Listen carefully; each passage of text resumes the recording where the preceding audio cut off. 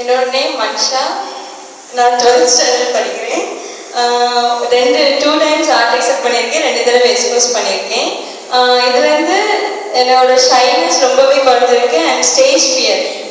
எந்த காம்படிஷன்லுமே நான் பார்ட்டிசிபேட் பண்ணவே மாட்டேன். இங்கே போய் ஸ்கூல் காம்படிஷன்ஸும் இல்லை, எதுவும் ஒரு இதுலையுமே பார்ட்டிசிபேட் பண்ண மாட்டேன். ஸோ இது பண்ணுறதுனால நான் ஸ்கூல் அசம்பிளி கண்டக்ட் பண்ணுறது, எல்லா ஃபங்க்ஷன்ஸுக்குமே நான் கண்டிப்பாக என்னோட ஒரு ஸ்பீச் எல்லா ஃபங்க்ஷன்ஸுமே, ஈவன் பலகாரம் டே, ஸ்கூல் டே, ஸ்போர்ட்ஸ் டே, எல்லாத்துலேயுமே என்னோட ஒரு ஸ்பீச் இருக்கும்.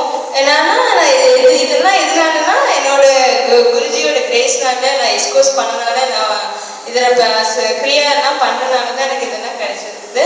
ஸோ ஷைனஸ் அப்படின்னா நான் அம்மா கூடயே தான் இருப்பேன். எங்கே போனாலும் அம்மா அம்மா அம்மா அம்மா அங்கே போய் அந்த அங்கிள் விஷ் பண்ணிடுவான். இங்கே அவனுக்கு தெரியும், யாராவது எனக்கு நல்லா இருக்கேன்னு கேட்டால் கூட என் வாய் திறக்காது. இப்போ நேம் என்ன இப்படிதான் இருக்கு, இப்படி ஒரு ஸ்மைல், அவ்வளோ அந்த அம்மாவோட வச்சு இப்படி நெஞ்சுக்கிட்டே இருந்துருவேன். இப்போன்னா அப்படி இல்லை, நீங்கள் அப்படி போங்க, நான் போய் பேசிட்டு வரேன். ஸோ ரொம்ப போல்ட்னஸ் வந்திருக்கு. இப்போ நான் ஸ்டேஜில் மைக் பிடிச்சி பேசுறேன்னா கூட அது இந்த ப்ராசஸ் நல்லதான் ஆச்சு. தென் சுதர்ஷன் கிரியா தான் எனக்கு ரொம்ப பிடிச்சது. ஆனால் அதில் கிடைக்கிற எக்ஸ்பீரியன்ஸ் வேறு எதுலேயுமே கிடைக்காது. Very super one.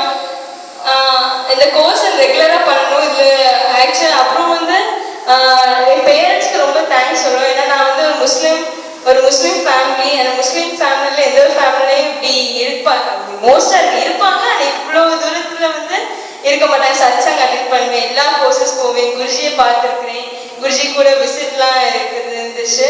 ஸோ இது எல்லாமே அம்மா அப்பா இன்வால்வ்டாக இல்லைன்னா நான் இங்கே இல்லை. ஸோ எங்கள் அம்மா அப்பாவுக்கும் ரொம்ப தேங்க்ஸ், எனக்கு சொல்லி தந்த பிரகாஷ் அண்ணாக்கும் தேங்க்ஸ், இதெல்லாம் கொடுத்த குருஜிக்கும் ரொம்ப ரொம்ப தேங்க்ஸ்.